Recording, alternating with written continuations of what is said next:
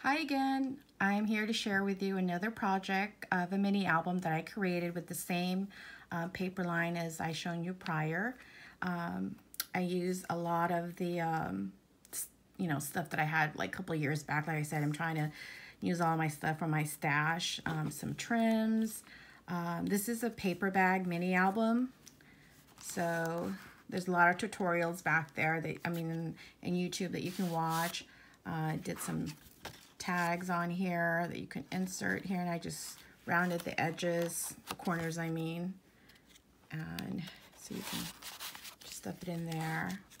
Really simple. I wanted to go ahead and use all my Halloween pictures, and I was like, look, let me just go ahead and create some mini albums so I can incorporate all my pictures that I've been hauling all over the place with me. So I'm just going to cut those out and just smack them on here.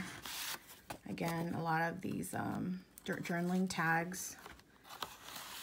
So create, as many albums as you can. My theme this year is to go ahead and try to use all the papers instead of hoarding them. So here, some more. I just think they're really cute. So go out there and get your pictures developed. Like for me, it's really bad because I've kept mine in on my phone. So now I'm telling hubby to go to Costco and develop them so I can start matting them and putting them on this album. So at least we have a little mini album that we can share with our families, through the years. But yeah, so this, I think I use 1, 2, 3, 4, 5, 6, 7, 8. 8 small mini paper bag. So, and I just inked all the edges, as you can see, and I just binded this with the binding ring here.